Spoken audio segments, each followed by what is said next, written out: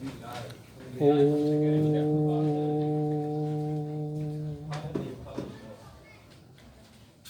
प्रिय स्नेहीजन, सुहृदजन, संबंधीजन, सभी को मेरा सादर प्रणाम। हमारा विषय था जीवात्मा का परम लक्ष्य है परमात्मा की प्राप्ति। क्योंकि जीवात्मा परमात्मा का अंश है और अंश अपने अंशी की ओर जाता है, ये स्वाभाविक गति है। कल हमने अधर्म के लक्षणों पर चर्चा की थी, क्योंकि अधर्म के लक्ष्य से बचाव करके ही हम धर्म के रास्ते पर चल सकते हैं, जो रास्ता हमें परमात्मा की ओर ले जाता है। कल वेदव्यास जी के जिस श्लोक पर चर्चा हुई थी, उसे हम पुनः स्मरण करें उसका। लोभो नृतम चौरमनार्मंहो ज्येष्ठा च माया कलहसुदम्भा। इनसे हमें बचाव करना है। हमें सबको ज्ञान है कि अधर्म क्या है, उससे हमें पाप लगता है। अधर्म को या धर्म को जान लेना ही पर्याप्त नहीं है, क्योंकि जानते तो हम बहुत कुछ, हमने बहुत कुछ सुना है, किंतु सुनने के बाद उसके 4 चरण होते हैं। पहला होता है सुनना, दूसरा समझना, तीसरा चिंतन करना, चौथा आचरण या व्यवहार में लाना। जब तक हम किसी बात को या किसी विषय को अपने आचरण या व्यवहार में उसको कार्य रूप में परिणत नहीं करते हैं, तब तक हमें उसका जितना लाभ मिलना चाहिए उतना लाभ हमें प्राप्त नहीं हो पाता है। और इसका एक बहुत अच्छा उदाहरण हमारे वेदव्यास जी ने श्रीमद् भागवत महापुराण के महात्म्य में लिखा है, जिसे हम सभी लोगों ने अनेक बार सुना है, अनेक बार पढ़ा है। वह है धुंधकारी और गोकर्ण का चरित्र। धुंधकारी ने पाप कर्म किए, जिसके कारण उसे प्रेत योनि की प्राप्ति हुई। उस प्रेत योनि से छुटकारा दिलाने के लिए गोकर्ण जी ने श्रीमद् भागवत महापुराण की कथा का साप्ताहिक ज्ञान यज्ञ किया। उसमें धुंधकारी जी ने कथा सुनी, उनके साथ साथ अनेक श्रोताओं ने कथा सुनी। किंतु कथा के अंत में भगवान के पार्षद विमान लेके आए। विमान लाए हुए जब एक विमान लाए तो गोकर्ण जी ने उनसे प्रश्न किया। गोकर्ण जी उनसे कहते हैं कि यत्रैवे बहवः सन्ति श्रोतारो मम निर्मला आनीतानि विमानानि नातेषां युगपत् कुतः। उन्होंने कहा कि यहाँ जो सप्ताह ज्ञान यज्ञ हुआ, उसमें धुंधकारी के साथ साथ अनेक श्रोताओं ने पूरी तन्मयता के साथ श्रीमद् भागवत पुराण की कथा सुनी, किंतु आप विमान एक लाए।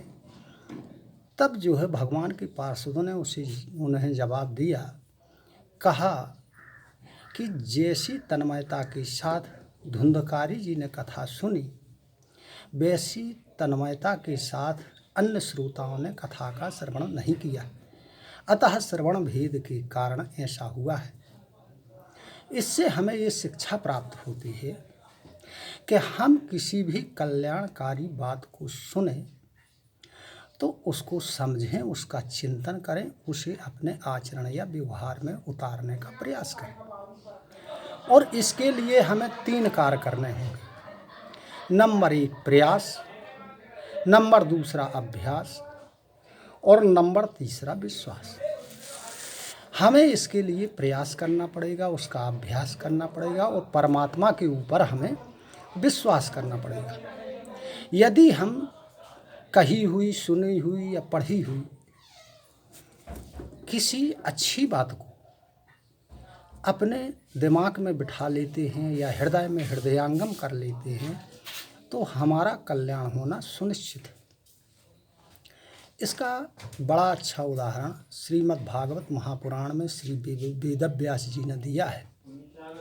उन्होंने श्रीमद् भागवत के चतुर्थ स्कंध के 8वें अध्याय के 19वें श्लोक में हमारे वेदव्यास जी ने लिखा है कि आतिष्ठ तत्तात् विमत्सरश्च्युत मुक्तं समात्रापि यदबुलीकम् आराधयाधोक्षदपादपन्द्यं यदीक्षसे ध्यान सन्मुत्तमो यथा। इस श्लोक में श्री वेदव्यास जी ने लिखा है कि श्री ध्रुव जी की माता सुनीति ने ध्रुव जी से कहा कि बेटा, तुम्हारी सौतेली माँ ही सही, लेकिन सुरुचि ने तुम्हारे बड़े कल्याण की बात कही है कि यदि आप राज सिंहासन प्राप्त करना चाहते हैं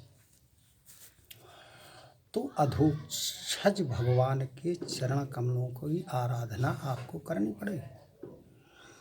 यहाँ हमें ये संदेश मिलता है कि अपनी प्रथम गुरु माँ के एक वाक्य को ध्रुव जी ने हृदयंगम कर लिया, अपने दिमाग में बिठा लिया और उसको मानते हुए ध्रुव जी जो है जंगल में तपस्या के लिए गए।